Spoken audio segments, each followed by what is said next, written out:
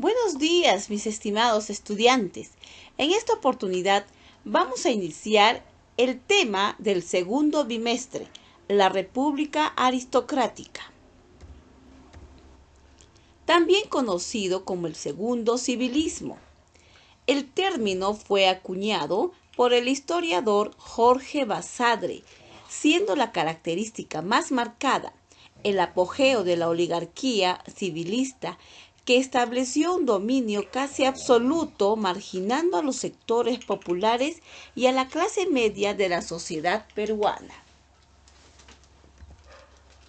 En este periodo, iniciado con el gobierno de Nicolás de Piérola, las actividades económicas del país se diversificaron, destacando el gran impulso de la industria azucarera costeña, el boom del caucho en la Amazonía y la explotación del petróleo y los minerales.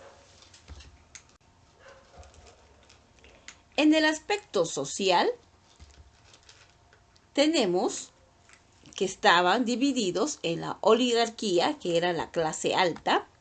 En esta oligarquía ejercían profesiones que aseguraban a la cantidad de sus privilegios, los viajes a Europa, la sofisticación en el vestir y el cumplimiento de reglas de etiqueta en su conducta. También estaba dividido por la clase media.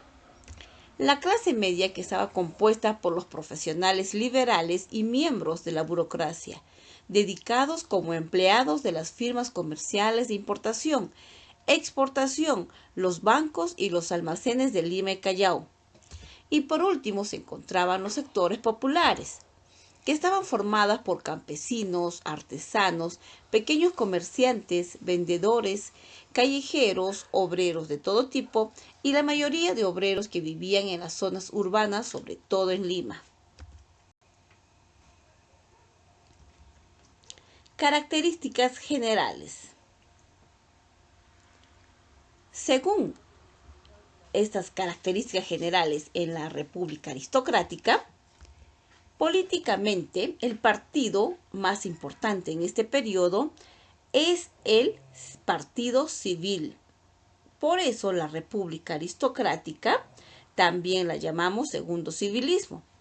La oligarquía civilista tuvo el control del Estado peruano, ya que la aristocracia es el periodo de la historia del Perú que va desde 1899 hasta 1919, en el que la vida política estuvo bajo el poder del Partido Civil.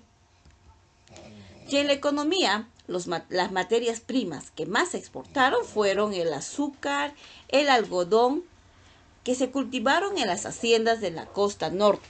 También se explotaron el cobre en la Sierra Central, lana en la Sierra Sur y el caucho en la selva. Al inicio, nuestra independencia económica fue hacia Inglaterra y a finales del segundo civilismo pasó hacia Estados Unidos.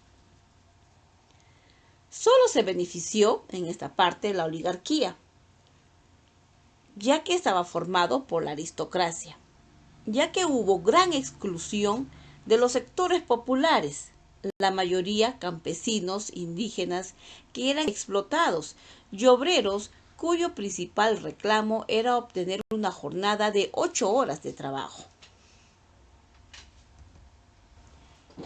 Ahora veamos los gobiernos que estuvieron durante esta etapa. Primero vamos a ver el gobierno de Eduardo López de Romaña, que gobernó en el año de 1899 a 1903.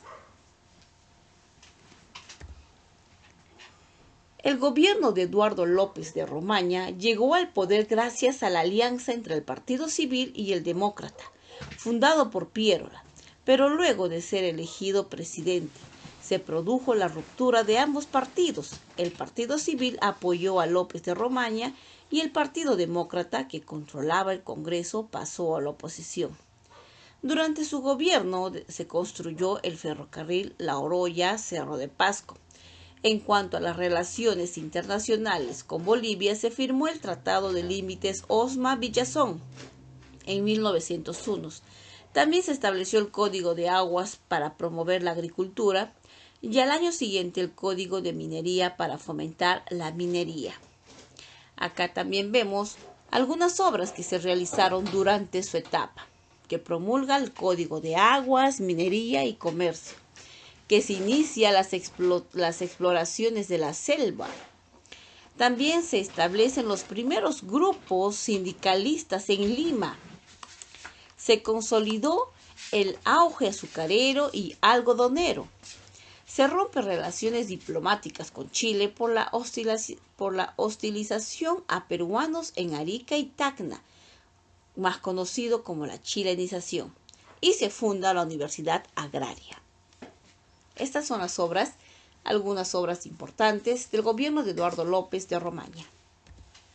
Ahora pasamos al gobierno de Manuel Cándamo, que fue en el año de 1903 a 1904. Manuel Cándamo era uno de los hombres más ricos del Perú.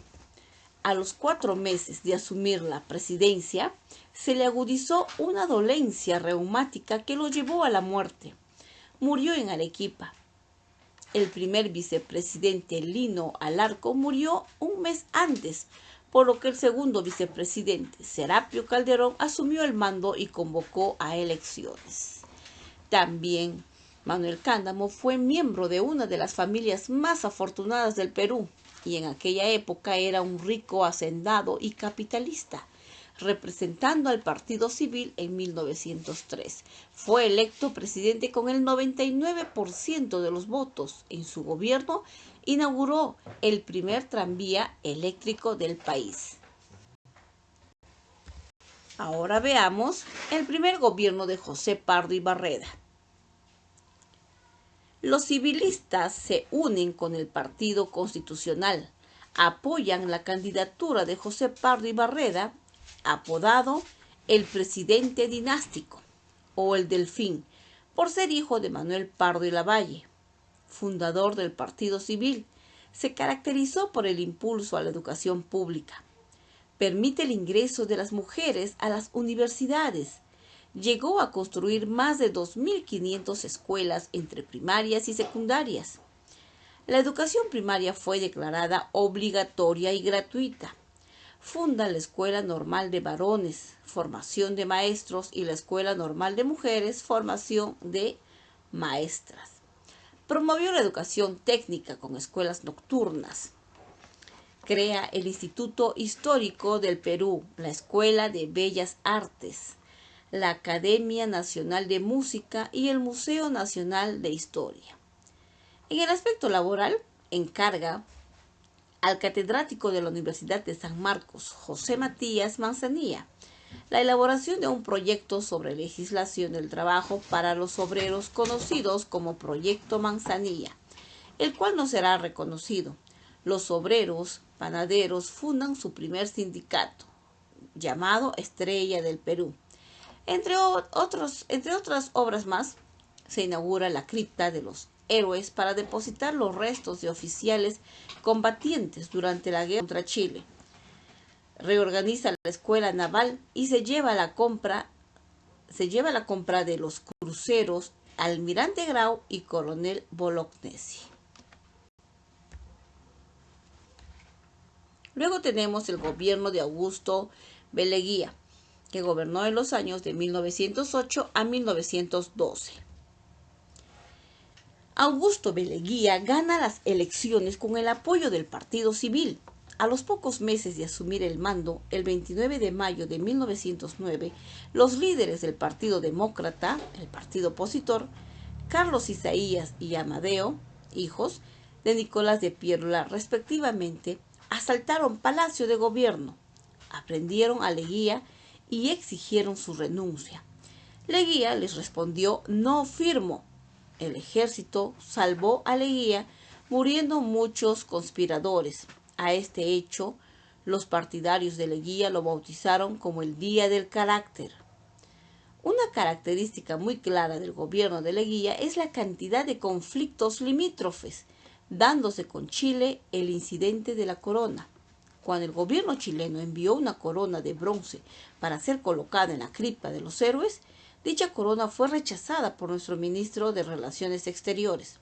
Se firmaron tratados con Brasil, el Tratado Velarde, Río Branco, para limitar los territorios en pleito entre ambos países, y con Bolivia el Tratado Polo Sánchez Bustamante, que modificaba los límites.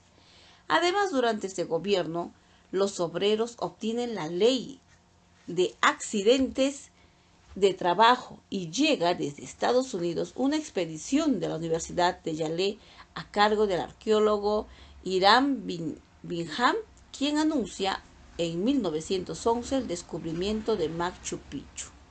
También no solo tenemos a Augusto B. Leguía en esta etapa, en este gobierno, también él luego empieza a gobernar y se le conoce como el oncenio de B. Leguía. Aquí les muestro algunas obras importantes durante su gobierno. Tenemos la Plaza 2 de Mayo, el Parque Universitario, el Pasaje del Correo de Lima, el Parque de la Reserva, la Escuela Nacional de Agricultura y Veterinaria, la reconstrucción del Palacio de Gobierno y la Sociedad de Fundadores de la Independencia. Muy bien, chicos, eso fue la República Aristocrática, que estuvo gobernado por personas aristocracias de alto nivel. Gracias.